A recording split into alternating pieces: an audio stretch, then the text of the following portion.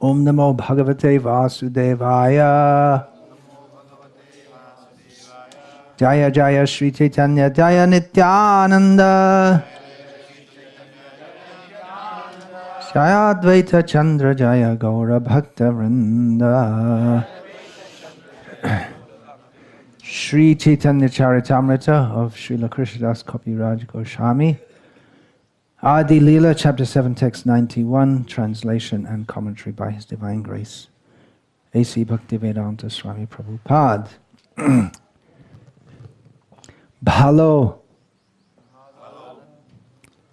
In Hindi, it be pronounced bhala, or just bhal, but it's bhalo. Hoilo, paile, tumi, parama, purushartha, tomara, premete, ami, hoilong, kritartha, bhalo hoilo, paile, tumi, param, purushartha,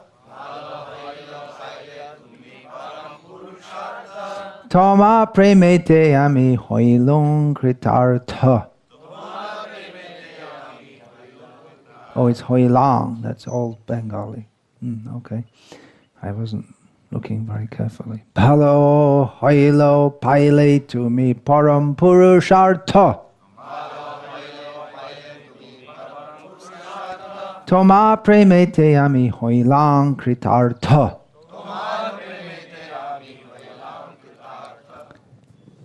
Any Bengalis here? No? Okay. Who is learning? Someone is learning Bengali? Who is that? Someone here? Who? You're supposed to be Bengali. But you don't read the... You read the script? Oh, so give it a try. খুব ভালো, খুব ভালো.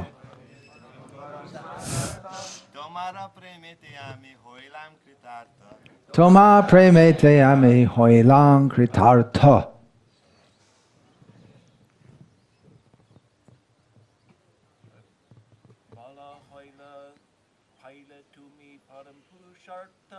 Bhalo hoilo paile tumi param purushartha.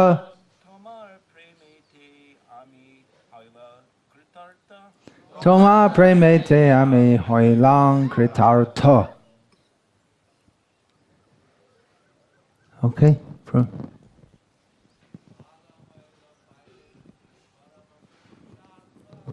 Bhalo hoilo param purushartha. Toma premete ami hoilang kritartha. Devion. Oops, I went silent. Any Devis? Bhalo hoilo paile tumi param purushartha. Toma premete ami hoilong kritartha. Bhalo hoilo. It's given here as let it be good. I think I don't think Prabhupada did the word by word translation. That's not right. It means it. How do you translate it? It is good, I guess you could say. It has become good. It's definitely not let it be good. That would be palo hok. So I'll just make a note of that. Yeah, okay. Good. It's just like saying good. It's actually, you can't really translate it without the rest of the sentence. Acha hua, exactly.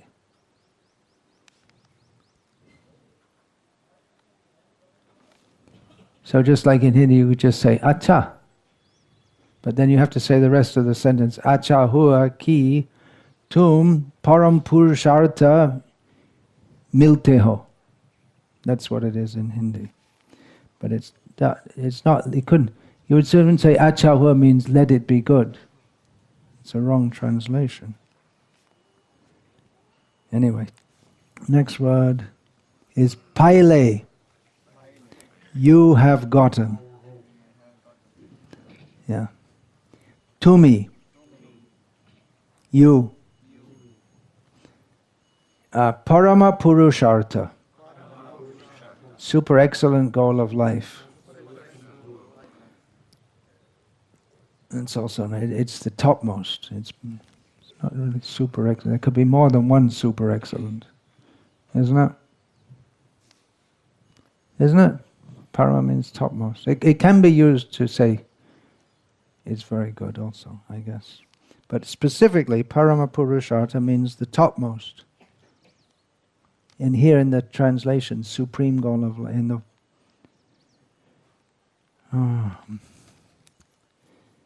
Tomara, your, premete, by development in love of Godhead.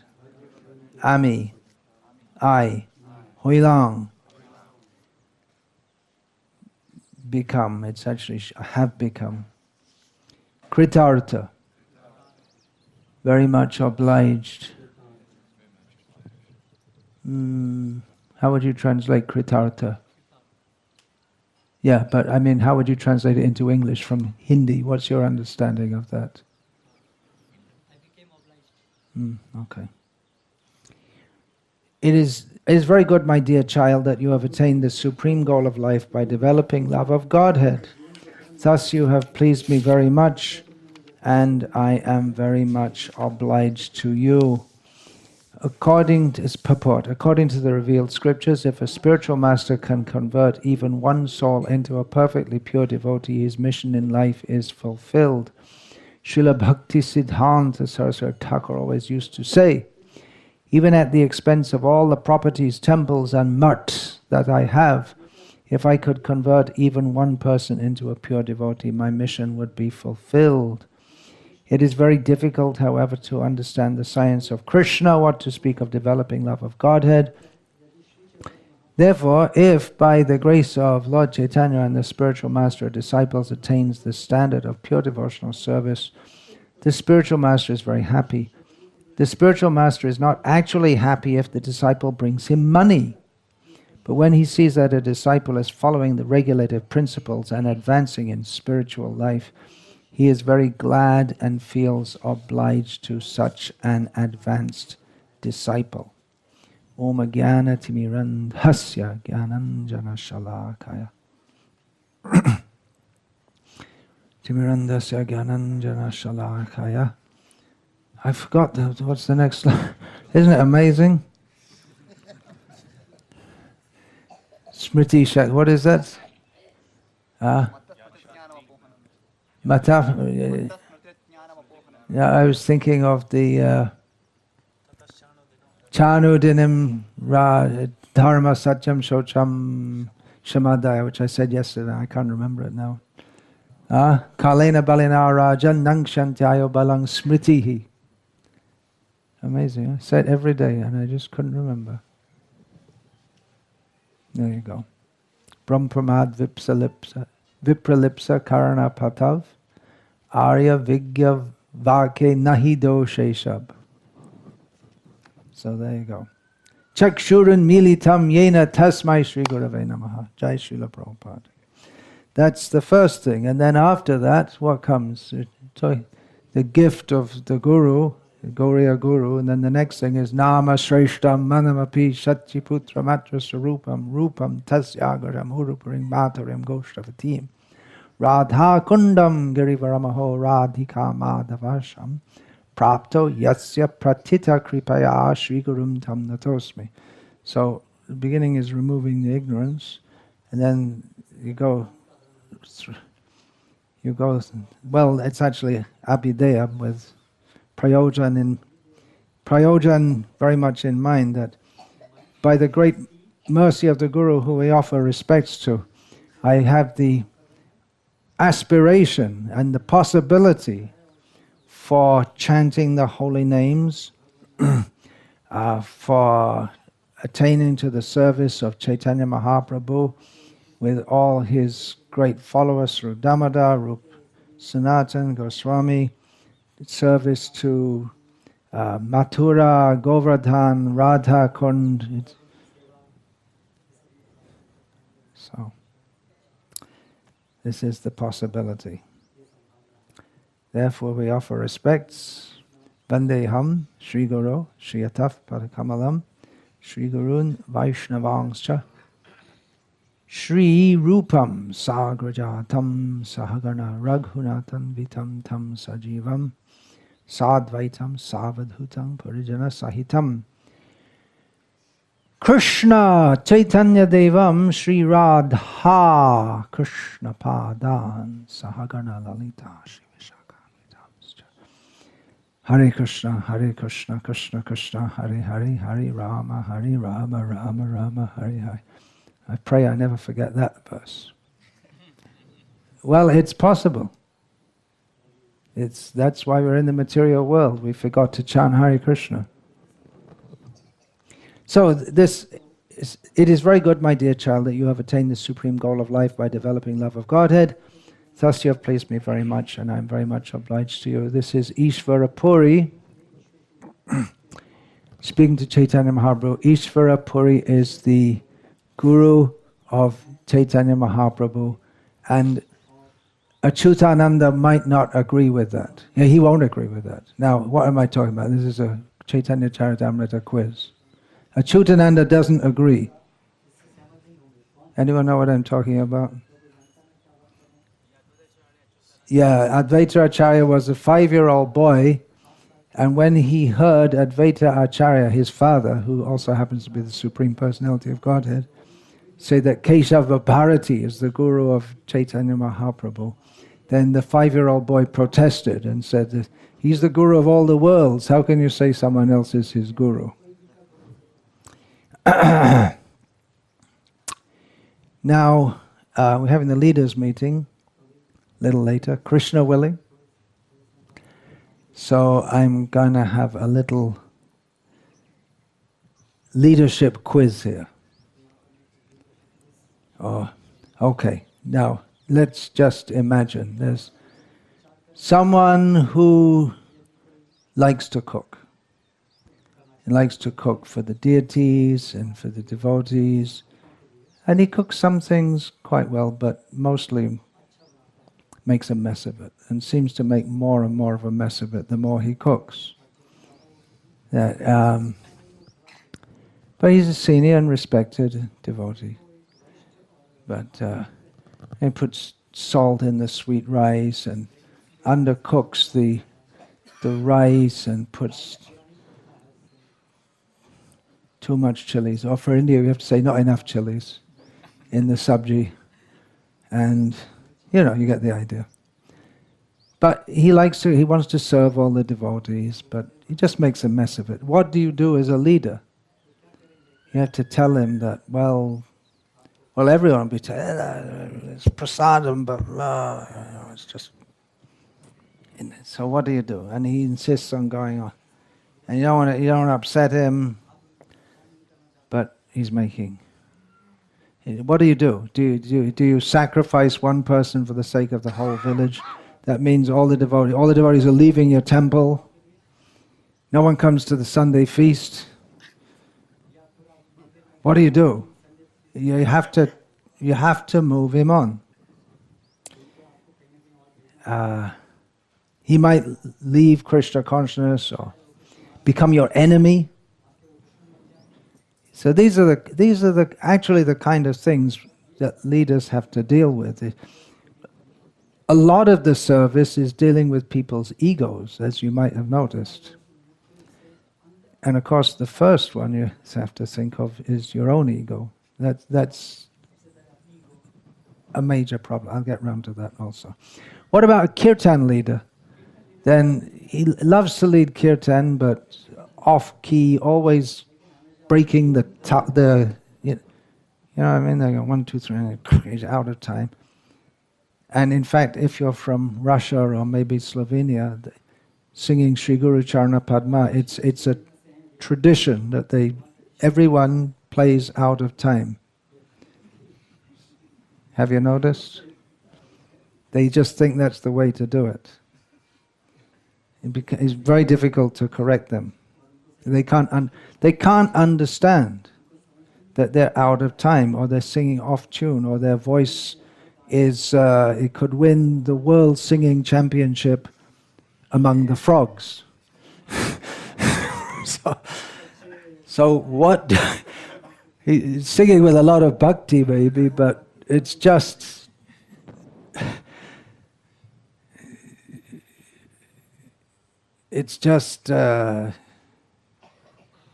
not very enchanting. So, and the cook may be doing a lot of bhakti also, feeling I want to serve, but it's just a mess. So what do you do for the kirtan leader like that? Same kind of thing, I guess. Maybe you could have singing among the... Maybe not in public.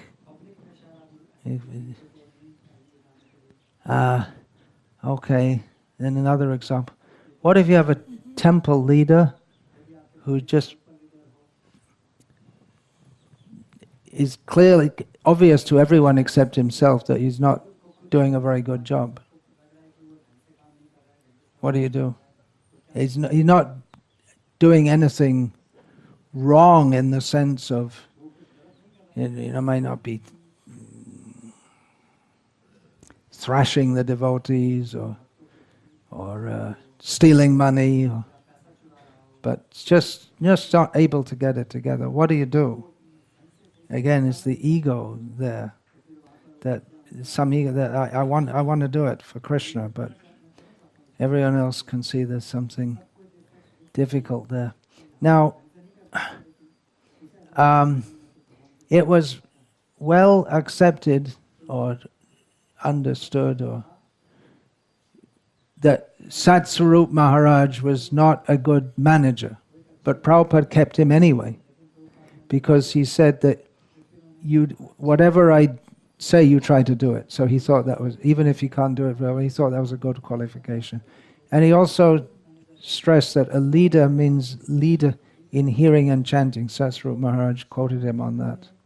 And there is a letter which doesn't exactly, but there are many, many letters in which Prabhupada says that the main duty of leaders is to see that all the devotees are rising early, chanting their rounds, and he must do by his own example. So Srila Prabhupada kept him in that position, even though he wasn't and isn't a natural leader of men. The Ishvara Bhav, as you know, that term comes twice in Bhagavad Gita, once to describe the demons and once to describe the Kshatriyas. They naturally have that, okay man, let's get together here and let's get organized and do something. That's a required quality of a Kshatriya. So it's good when it's used in Krishna's service or for the sake of upholding dharma. But when it's used for exploiting others, then it's demoniac. And there can be a fine line between that also. But in either case, it's dominating others. So leader means there's some domination, which is contradictory, you might say, in Krishna consciousness, because in Krishna consciousness one has to be a servant. That's the whole idea, right? To become a servant. But you have to dominate others. And that's unavoidable. If you have children, which most people do, then you just can't treat them as equals. They tried in Sweden, but look at what a mess. What a mess that country is. And they still can't admit it, even though they're destroying the whole country by their super egalitarian qualities. Not qualities, ideas. So there has to be when you say, okay, I won't get married, then I won't have children, I won't dominate anyone, but okay, so some ants are attacking all your food. So what do you have to do? You have to make some arrangement.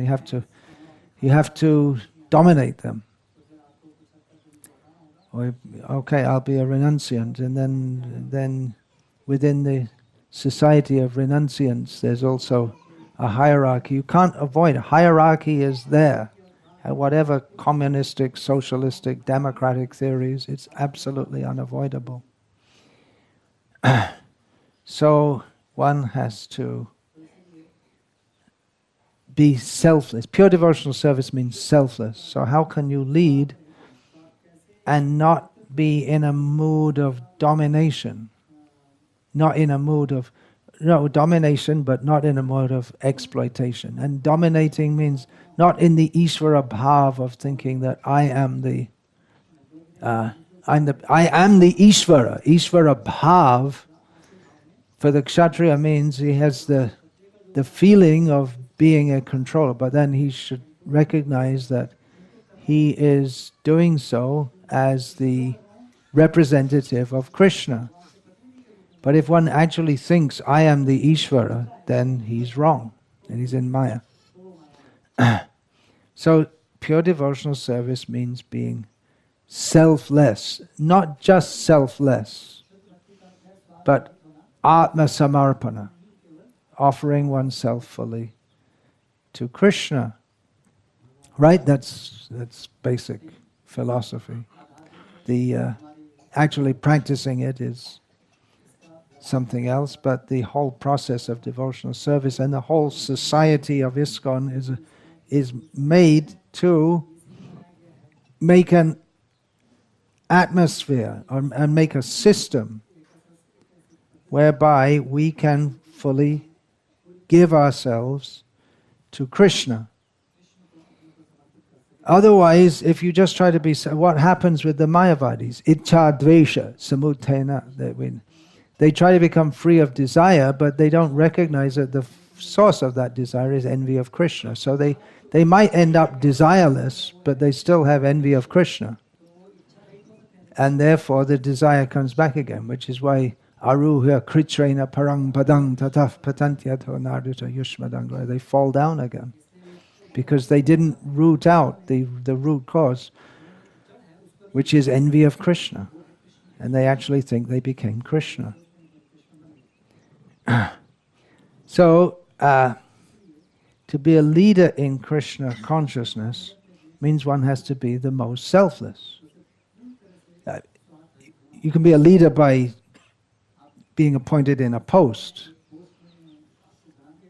and one might be quite competent in doing that, but to really lead others means to lead them on the path back to Godhead, which means to become selfless.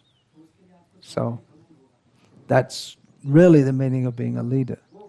It's not so much material abilities to manipulate the material energy and to motivate people or whatever. All those things are there, but the real thing is to be selfless and not to take a position. Just like someone may take a position, they like to be a cook, but they're not very good at it. They might be selfless in doing so. But so again, the leader has to have some material abilities also. It's a very demanding position. Has to be very intelligent, conscientious, knowledgeable about spiritual life and about the material world. One has to be tuned into the material world. Just like this, here in India, the general sales tax came up, and the leaders of ISKCON, knowing that it was coming up, they prepared for that. If you weren't aware, if you're just so transcendental that we're not aware of all this, then our transcendental was used in a facetious way, sarcastic way. So that would be harmful to Krishna's service. So you have to be materially tuned. How far do you go materially tuned in? So if you spend all your day just reading the news in the name of knowing what's going on in the world, so that you know what the local MP wore, what's his latest fashion that he wore to a party last night. You get that, right? Not the MP, but the Bollywood news, and they say, so-and-so went to a party dressed in this. It's just, people are interested in that. It comes every day. So you don't read things like that. So it requires discrimination, which is a very important part of intelligence. But the main thing is one must be selfless, not doing it for oneself, but clearly doing it for Krishna's pleasure. And it is quite possible within ISKCON, as in many other organizations, to Maki? Hey? I didn't know. Okay. If I don't know, it doesn't matter, does it? I can see. There are quite a few here and there, but I was... Okay. But it really shouldn't be within an organization which is supposed to be for selfless service. And there are many such organizations within the world which are charities, which are supposed to be selflessly serving others, that people, they lab puja pratishta, they're there largely because of monetary gain, which would have to be by corruption, because charities, they're not supposed to give huge salaries to their workers. But in charities, there's good opportunity for corruption also. So for respect and position, but as our friends, the sociologists, have noted, it's not such a brilliant thing to note, that in religious organizations, you often find people in position who are not that very religious or spiritual, but they're getting some benefit from being in a position, either in terms of what's the word? Bhaktistan Saraswati used to well, lucre, L-U-C-R-E. It's a lucre. They're getting some material gain, and there's also puja. Chaitanya Mahaprabhu want la puja pratishta jato upashakagon. There's being respected. It can be a very great intoxication to be respected and to have some position. So it should not be permissible, and I really don't like it in those who are supposed to be leading in my name. Whatever, they may be a good leader, may be good at bringing people in and bringing money, bringing disciples and all this kind of. Prabhupada mentions this in this purport. But they're not doing it transparently. It's obviously, how do you say transparently? You can say sincerely, transparently? Paradarshi. Does it work? The metaphor works in Hindi also? Yeah? Okay. So, as Prabhupada says in this purport, that the spiritual master is not really that satisfied if he sees a disciple brings money. And with money we can say money, properties, material, not exactly, if it's done for Krishna it's not material, but you could say physical achievements. But you're actually satisfied if you're seeing someone's becoming pure devotee. And then they can help others to become pure devotees. But if the person who's taking a position of leadership is himself not becoming pure devotee, then he can't help others also to do that. And then what's the point? Why be in this society at all? You can go off and join any organization, which is just like I often give the example of the Lions Club and the Rotary Club. They do a little charity here and there, but the main purpose is bunch of people who want to be glorified, so they all get together and glorify each other. And then they feel satisfied. And they build a bus shelter here and there and put the name, the plaque on the bus shelter is almost as big as the bus shelter. It costs very insignificant amount that the industrialist gets by exploiting the people who stand in the bus shelter so they can go to his factory. So, yeah, if you want prestige, there are other ways to do it.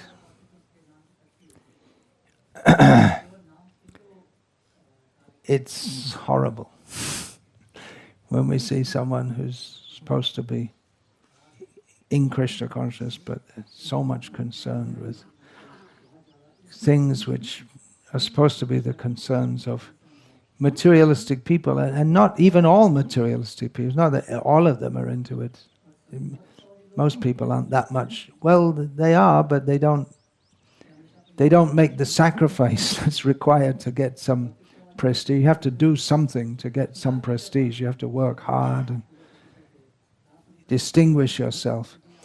I'm talking a little heavily here. And I've spoken like this many times. And I'm not getting on the case of all of you. I'm happy to work with, I'm blessed to have so many good selfless disciples, but in recent times, some, as you know, there's some who I misjudged, and it came to be seen that they were not really disciples at all. They were disciples of their own ego, and it can happen to anyone because Maya doesn't relax. Kshurasya dhara nishita durataya durgang patas tat kavayo vadanti. Spiritual life is like a very sharp razor, can be used to cut this beard very nicely. Or it can be, if one is not careful, it can cut your throat also. So it's a difficult path. Say those who are knowledgeable. So again, it's not that I'm getting on the case of you all, but Maya is always there. There's honest, selfless leaders who just want to serve Srila Prabhupada's mission throughout the many challenges that we face. And we have these leaders coming together to help us jointly face the challenges and that we have to face. So, yeah, a strong sense of mission means a strong sense of sacrifice. Our life is a sacrifice. Yagyatat karmano nyatra. People work in Varnashram society, everything is offered in sacrifice. And it means that all the work that they do becomes a sacrifice, because it's all aimed at that, making ultimately a sacrifice. So sense of sacrifice means that not just sometimes doing, but I go on book distribution for 2 hours a week. Okay, that's good, but it's a sense of my whole life is meant for that. It's for spreading Krishna consciousness, to bring Krishna consciousness to the unfortunate people that don't have it, to uplift the fallen souls. In other words, a leadership role calls for an advanced devotee, one who has understood the teachings of Lord Chaitanya, the mission of Srila Prabhupada, and is fully committed to that, and who is, and to a considerable extent has overcome the gross anarthas, such as wanting gross sense gratification or subtle sense gratification. It's not expected that everyone has to be a completely pure devotee in all respects overnight, because that's unrealistic, but one has to be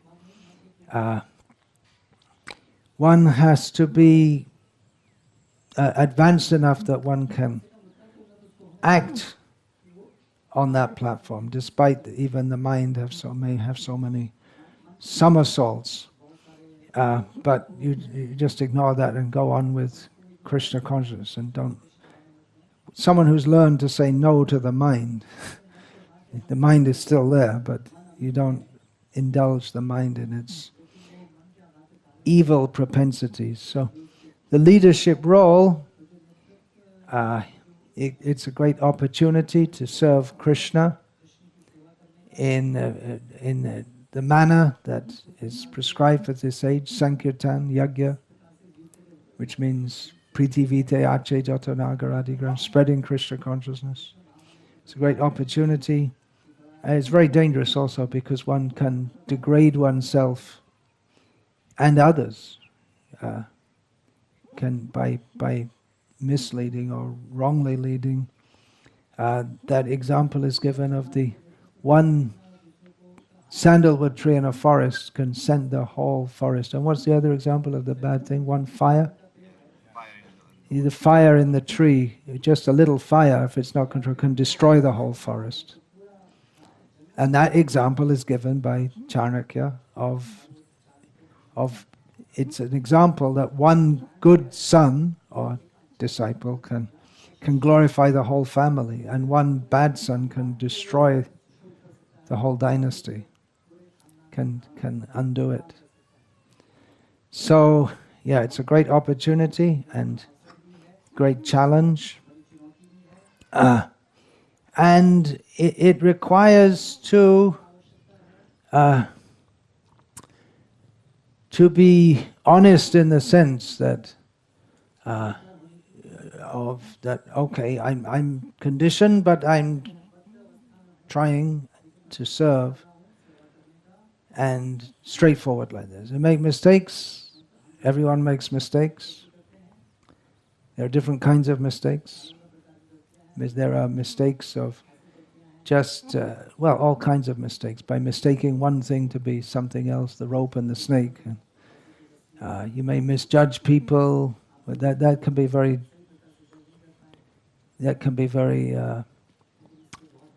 cause very difficult situations, especially for a leader if they misjudge people. But on the other hand, you can't not judge people. This idea of being non-judgmental is completely impractical.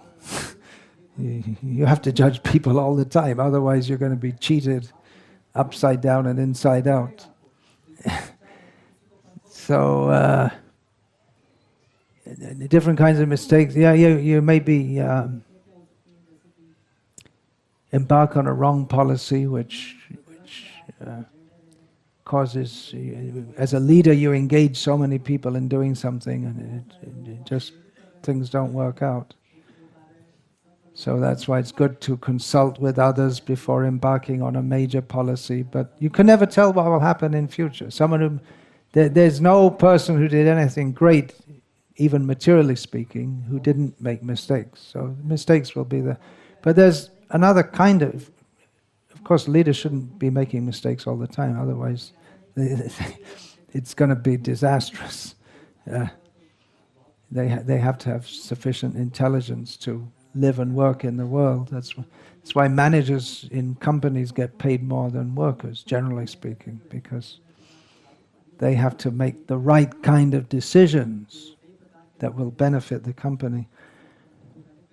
But there are mistakes also, where, for instance, if someone acts very spitefully towards someone else, you say, "Oh, sorry, I made a mistake." Well, it's not the same as making an error of judgment. There's something wrong in the heart there. So if it's not enough just to say, "Well, sorry, I made a mistake." It's on a different platform altogether.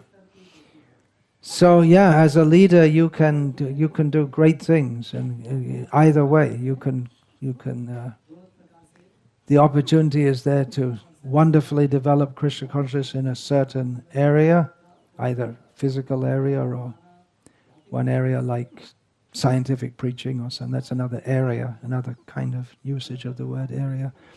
There's also the possibility to really mess things up very seriously if one's not properly prepared. I was talking last night with Keshavananda Prabhu about one devotee who's very eager to do scientific preaching. He said had a little initial success, but I've curbed him and said, wait a minute, you have to learn some science before you can do that. Otherwise, you're going to go out on there on television and and then some real scientist comes and says, you got it wrong, and then you don't have a clue what to say, and you just make a big mess and make yourself and everyone you're supposed to be representing, including the whole parampara, make them look stupid because you're stupid. So there's the opportunity to do great things both ways. Egoism, mithya false egoism. Generally in English we just say egoism. Also you say ahamta, something like that. But really the word is false egoism, because that's a Mayavadi idea. You just stop all the ego altogether. But rather it's to change the ego from Ishvaraham to Ishvara Dasoham. So the aham stays, but it's misidentification of oneself as being I am the Lord and Master of all that I survey. Prabhupada used to say that. I believe that's quoted from some poem that he read at school. What is that? The lone mariner or something. Someone gets stranded on some island, and I am the Lord and Master of all I survey. He's the only person stuck on an island. The something mariner. Do you know what that is? The lone mariner. Some English class. Yeah. It's not that big. It's not up there with Shakespeare. But they studied it at school. So,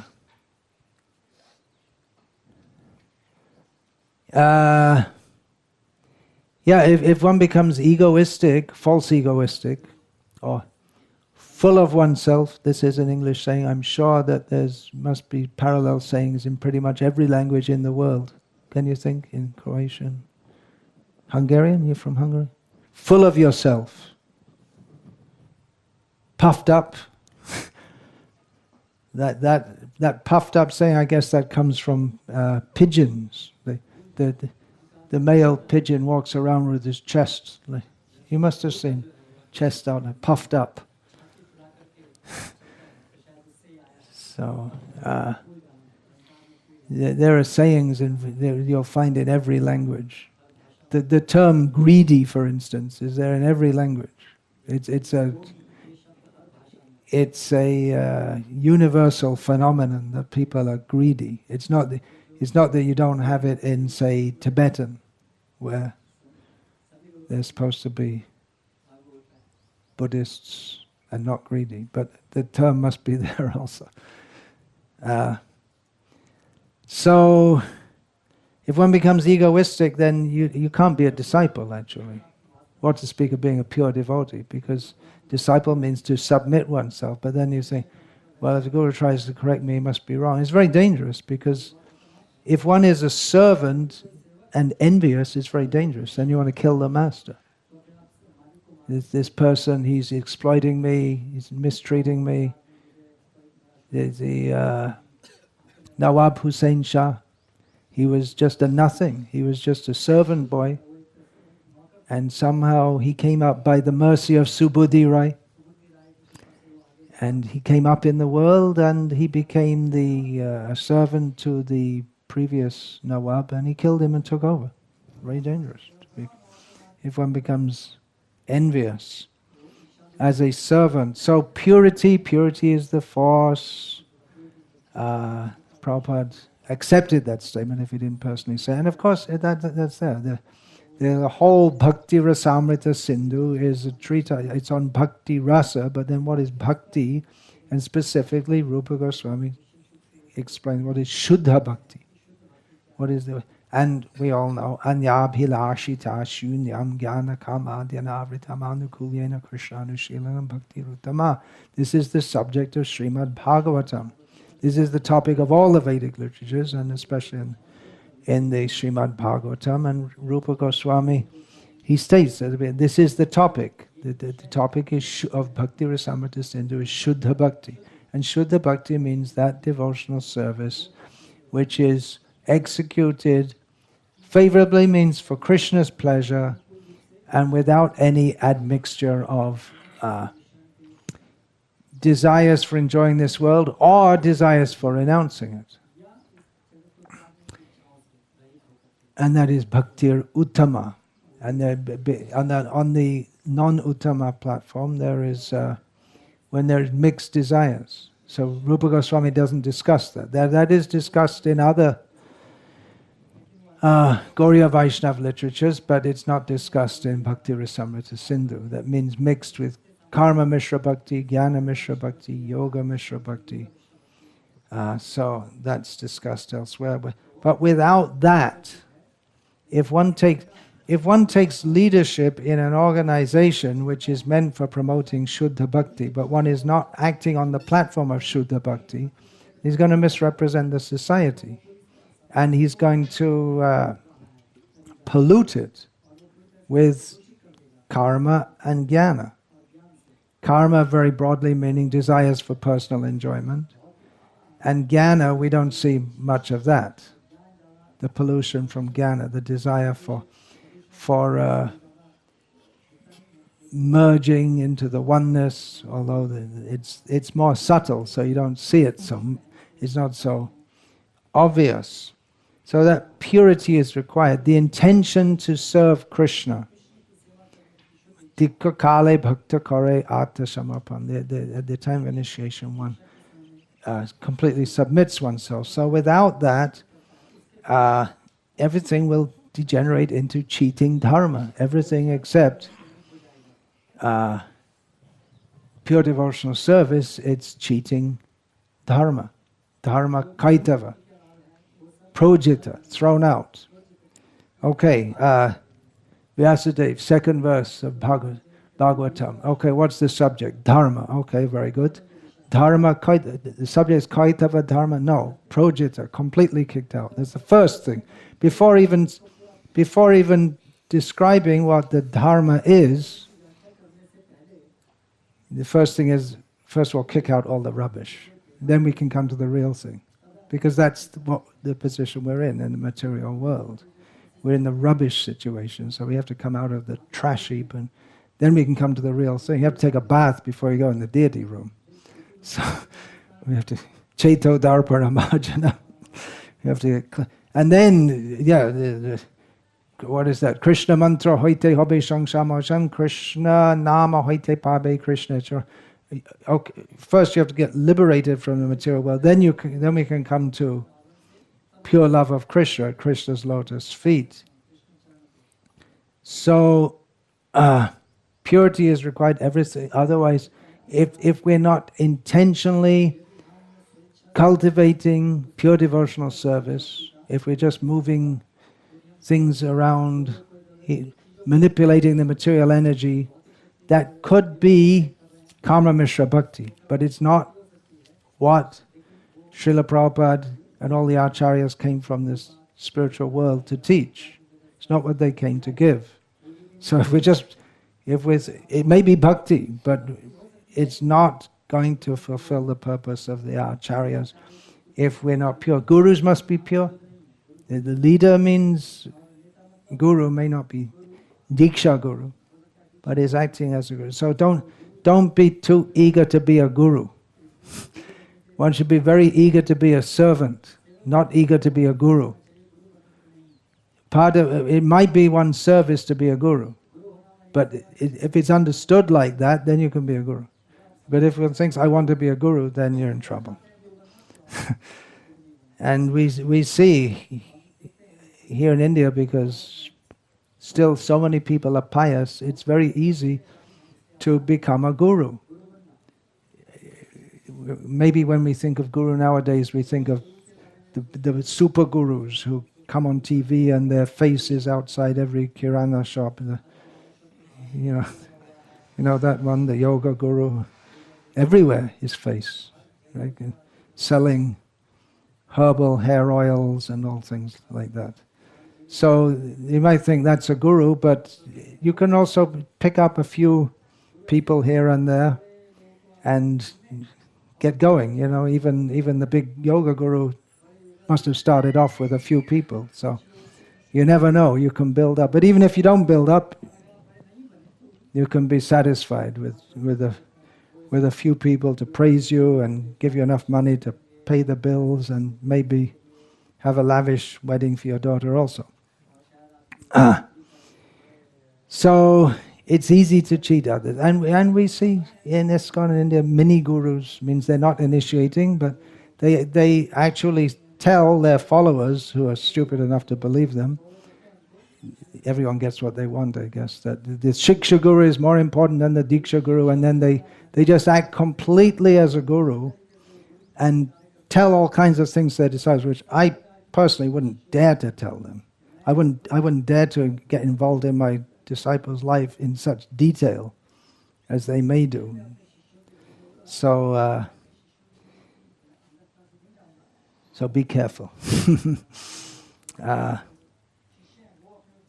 Again, leaders means primarily spiritual leader.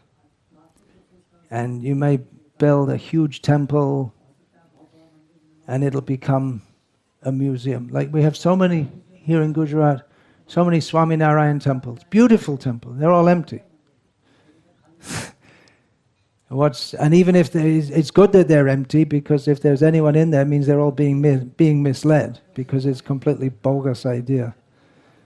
But or even if you have either full or empty, if without spiritual life, what is the need of a temple? That's why Bhaktisiddhanta Saraswati Thakur said that I'd be willing to, this great marble temple in Bagh Bazaar was considered, this is it. Now we made it. We started off with a group of people living in Mayapur, just picking the wild shark. There was nothing to eat. And now we got a prestigious temple in the heart of Calcutta. It's a big, big thing. And he said, better to sell all the marble and print books. Even at the expense of all my mats, if I have one pure devotee, I'll think my mission is successful. So it's not that we shouldn't build temples, and it requires competent leaders to do things like that. But we always have to remember what we're doing it for. We're not, as Bhaktisiddhanta Saraswati Thakur said, I've not come to this world as a mason, but as that it'll be his obituary. They have the obituary ready for people, so that they don't have to. Yeah, when they die, you can put it in their obituary. And he built so many temples. So that's not the achievement. And someone else, some mason, may have built so many more buildings. But to be a spiritual leader, it's actually in many ways more difficult, because it comes to the conditioned soul much more easily to manipulate the material energy. But to surrender to Krishna, that requires a completely different consciousness. So spiritual leader has a taste for hearing and chanting about Krishna and serving Krishna, and should be. You can see if someone has that kind of taste or not. If they don't like to, be in kirtan, and stand around in kirtan like that. When's it going to be over? And or they just don't go. Or no taste for studying spiritual philosophy or discussing it. Maybe very good in building buildings and maintaining bank accounts, but what's the point? Actually, if someone's good like that and they work under the direction of a spiritual leader, that can be good also. But they shouldn't be seen as the spiritual leader. They should be eager to go. Namagane sada ruchihi. It should be eager for Harinam Sankirtan, book distribution. Not that they just give lectures and orders. And that's it. Now I'm a leader. sit on a big seat, I guess not such a big seat today, and give orders, and that's it. You're a leader, but you have to lead from the front, so to speak. Be out there with and respect and service is part of being a leader. We don't say it shouldn't be there. Hierarchy is there, which means there's respect. There's the juniors serve the seniors.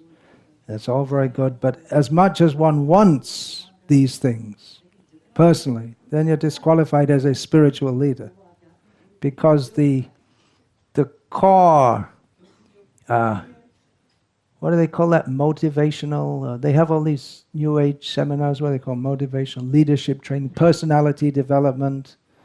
So all this kind of, Hindi is for motivational speaking, and there must be some terms. No, in Hindi they'd say, "Maine ek personality development course gaya tha." So that's Hindi. There you go. I translated it for you. So we have all our New Age seminar, personality development. Okay, we have. What's the verse? Trinadapi sunichena torari vasahishta. That's the real personality development. Their idea of personality development is make big, big, big, big. I'm bigger, I'm bigger, I'm big. And explode. And our idea is to tavapada pankaja stita dhuli sadrishang vachin. So this, and especially for leaders, because leader means you become. You should have more, you have to give to others, so you should have more than them. Just like someone may be the leader of others, but then he's submissive to others, because the other person has more to give, or is more advanced. So leader means, the only real is Ishvara Parama Krishna, and everyone's underneath him, right? What is that? Ekala Ishvara Krishna Asabhrita Jare Joiche Nache Tare Toiche Karanrita. So everyone's a leader, everyone can be a leader, but they always have a leader on top of them, who's more than them, and until you get up to Krishna, and then there's Radha, and then you're not quite sure who's in charge there, because some people say it's Krishna and some people say it's Radha, but we know that anyway, they're above us. So, that's the most important shlok for all of us, because the desire to be respected kills bhakti. It's very dangerous, but it's there in a leadership role. One is respected and should be respected. You can't lead others unless they show some respect to you. One way to get respect, I'm not talking about in a spiritual organization, is that the Stalin technique. You either do what they say or they kill you. So they definitely respect you very much. But it's not the devotional method. But the point is, unless people respect you, you can't lead. And you can't use the Stalin technique. I think even the GBC probably wouldn't allow it. Not killing people. Not that much. What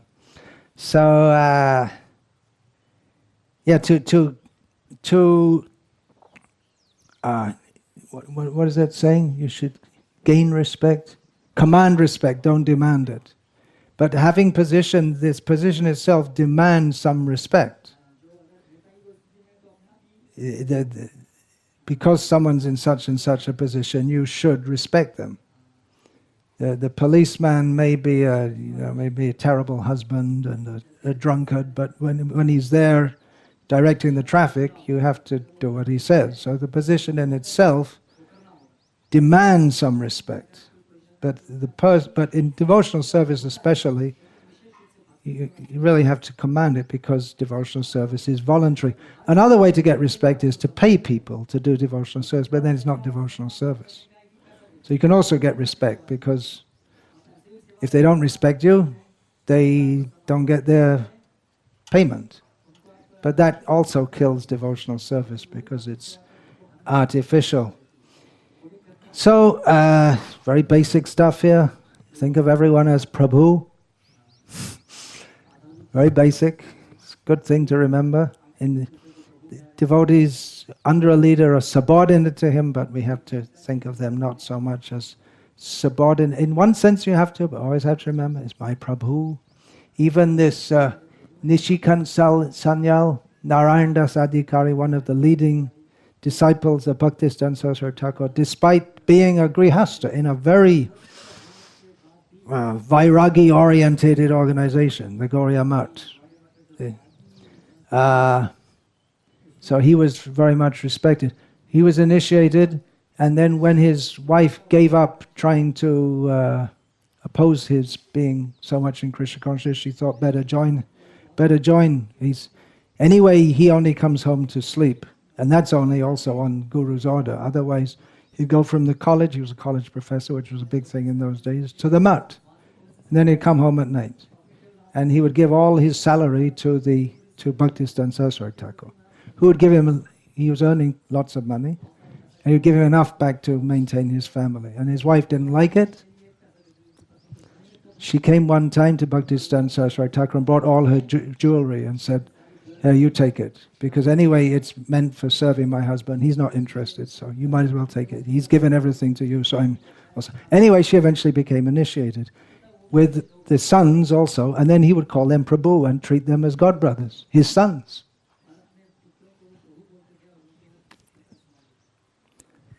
So I'm not exactly sure how that worked out, but that's what's told. So the idea is that instead of thinking, I'm leading others, I am the leader, I'm going to save you, I am the captain of the ship to take you over the dangerous ocean I'm serving others. Service. Always means not to, in Krishna conscious service doesn't mean to lord over others, but to act for their benefit, which might mean chastising them. That's also part of it. But the whole idea is to think how to act for their benefit.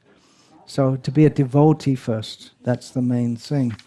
The spiritual master is very glad and feels obliged to such an advanced disciple when he sees the disciple is following the regulative principles and advancing in spiritual life. So one is a devotee first and a leader second. Not that we become so much caught up in our upadhi, that I'm a leader, so it's a leader or nothing. If they remove me from the post, then okay, get on my high boots and let's get out to the disco.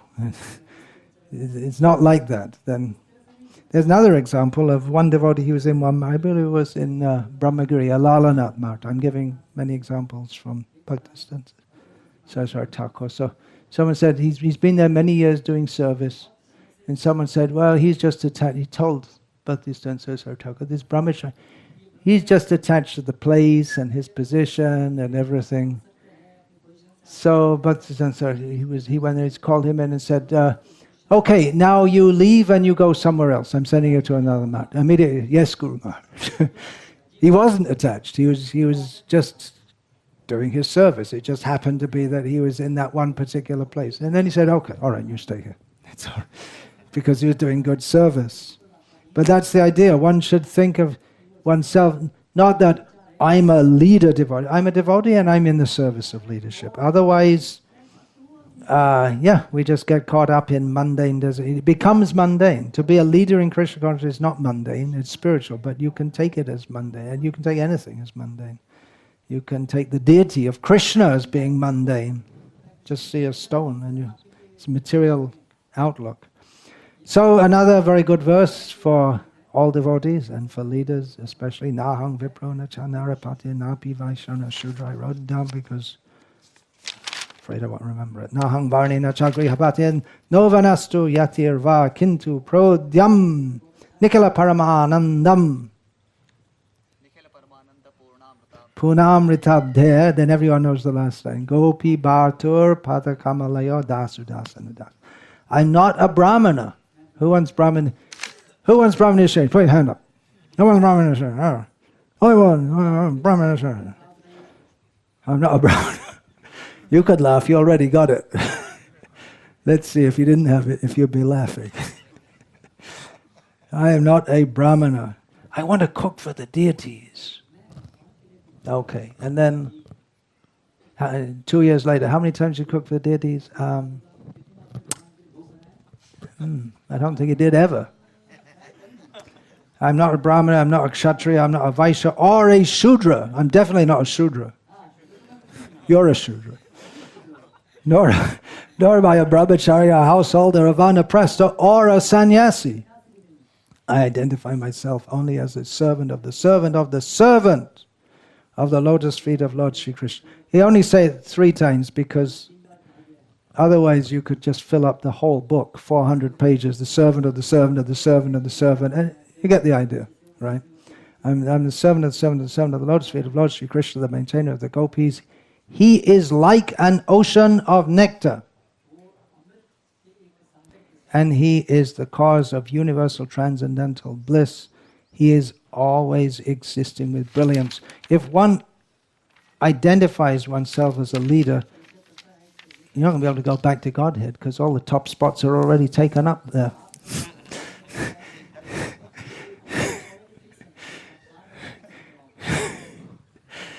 So, at least retire before you die, but you never know when you're going to die. So,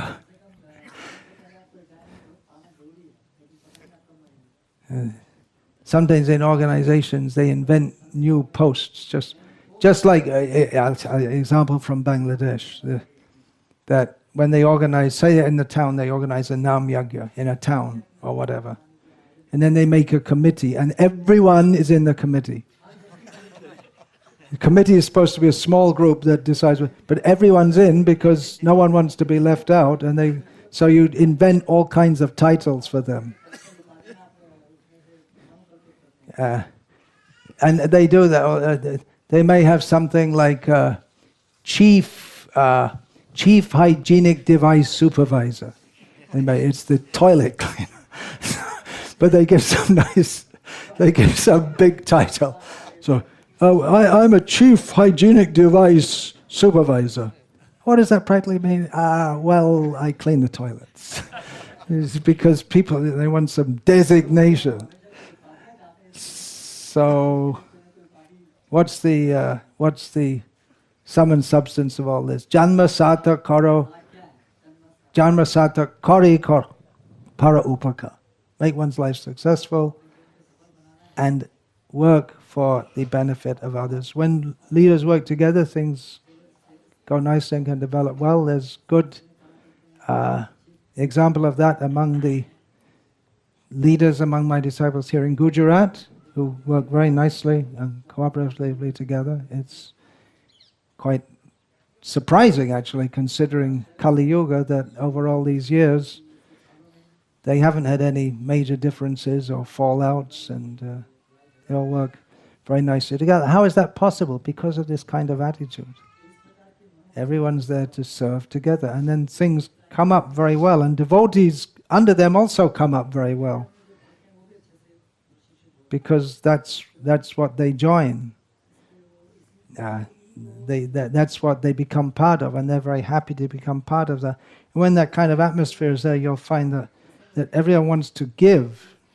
They're not calculating how much do I get out of this, and they all want to give, just like in Salem. So did I mess it up? Probably.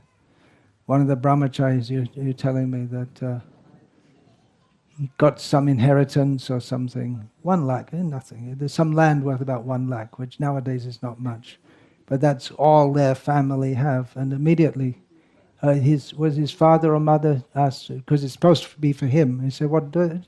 Sell and give to the temple," like that. So that why they do that? If they see the leader is stuffing things in his pocket, he'll also want to stuff things in his pocket. And if you see the leader is giving everything to Krishna and is blissful by doing so, they also want to do so. It's spiritual genetics. You pass on to your spiritual descendants. What genetics? There's no word in Hindi. They probably just say genetics, right? There must be some word, some Sanskrit term. Come on, Jai Nityananda, make up a term for genetics on the spot. All right, we won't embarrass you anymore.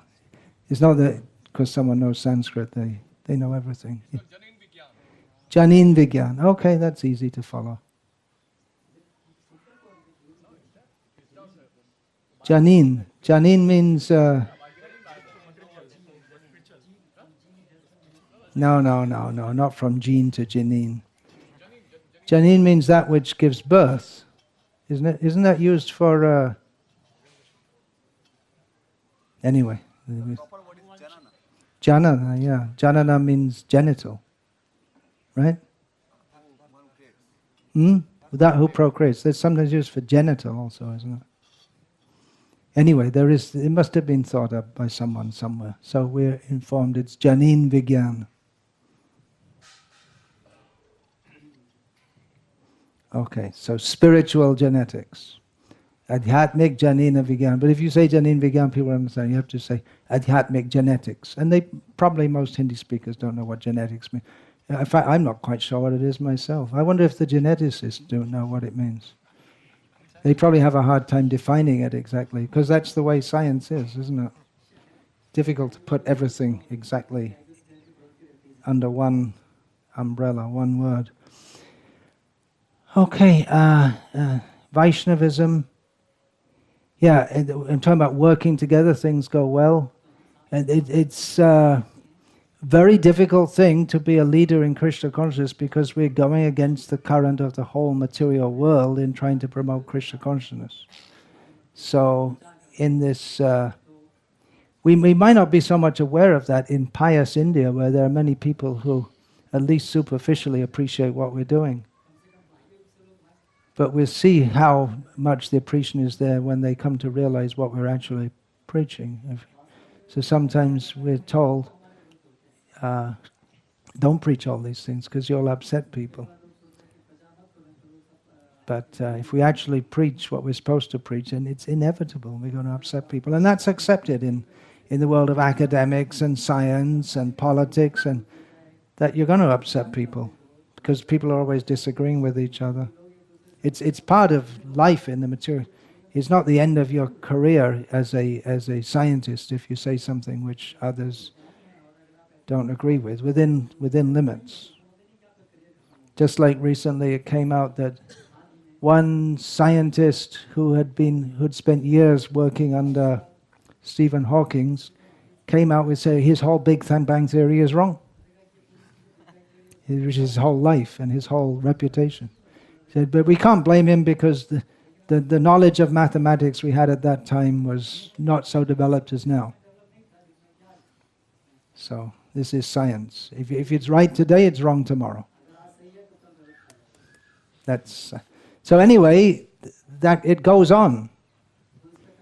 And that's how the world is influenced, by different people saying different things, and then people disagree with them, and they have to establish their point over others by various means, by argument and by charisma and by propaganda.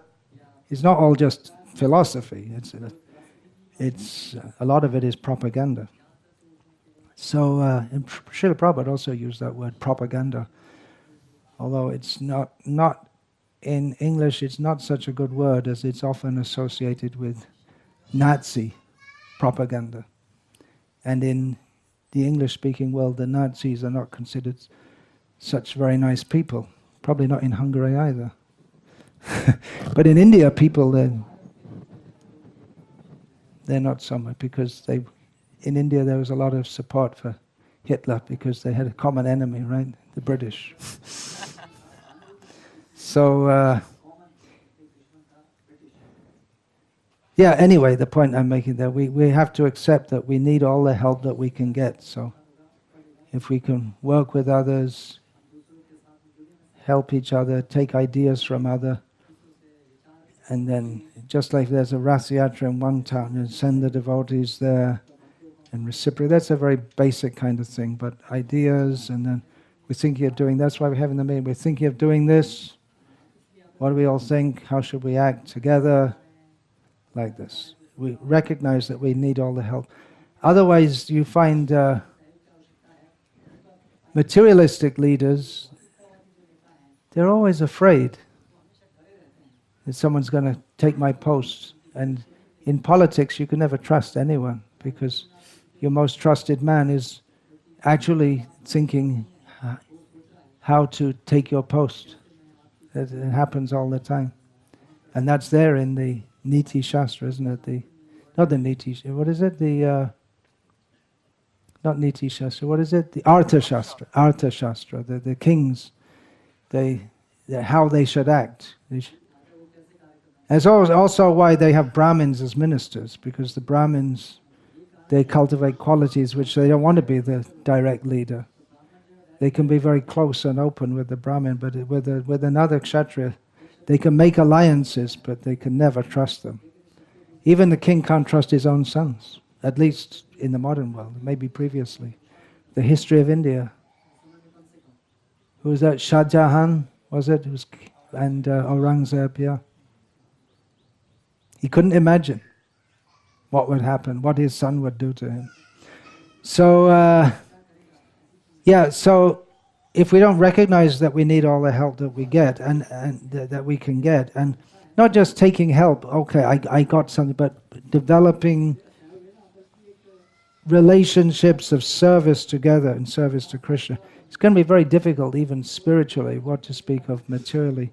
And we remain on the very neophyte platform of just thinking, Ishvaroham, I'm doing everything by myself. I'm a great leader. I don't need anyone's help. I'm here on my own. So we should always remain a disciple. Tai Shishya Tava Takiya Sarvata Na Loibo Puja Kar Bhaktivinoda Thakur said, Amito Vaishnav E Buddhi Hoile Amano Na Hobo Ami Pratishta Sharashi Hridoy Dushi Be Hoibo Neroi Gami Tai Shishya Tava Takibo Sarvada Na Loibo Puja Kar. That's 3 lines from a long song in which he says that if I think I'm a Vaishnava, then I won't be humble, I'll be puffed up. The desire for prestige will contaminate my heart, and I'll become a candidate for going to hell. Therefore, he says, speaking to his guru, I'll always remain your disciple and not desire respect from anyone. One should be ready to say, Shishas Teham, and take it like that disciple of Bhaktisiddhanta Saraswati Thakur. Yeah, whatever you say. Take the Guru's order as Krishna's will. Of course, that's the general principle. There may be other extenuating circumstances also. So, getting back to the cook example, someone might like to do something, they might not be the best at doing it. They might even be good at doing it. Might be a good cook, but it might not be the best thing for them if they're becoming very puffed up and they don't let anyone else cook, for instance. I'm the only one. Radha, Madhava, they only like my cooking. They don't like anyone else's cooking. Then Radha, Madhava won't like your cooking, however good it is. They're like Vidur's wives' banana skins. But not your elaborate cooking, if one thinks like that. So it might not necessarily be the best service for someone, something that they like to do. Especially true in leadership, where one may like to be a leader for all the wrong reasons. So, summarizing, getting back to the purport, Srila Prabhupada writes that a spiritual master is not actually happy if the disciple brings him money, but when he sees that a disciple is following the regulative principles and advancing in spiritual life, he is very glad and feels obliged to such an advanced disciple. So more than anything, I want to see you all be devotees. And that's the greatest achievement. Great achievements we want also. We want temples, farm communities, colleges, all kinds of things. But the main thing is to everyone should be very serious about cultivating their own spiritual life, being devotees. Oh, it's very late. All right, there could be many, many questions from this. On the other hand, I've said this kind of thing many, many times. So we'll stop there and go straight to the meeting, I guess. Hare Krishna. All glories to His Divine Grace. Srila Prabhupada.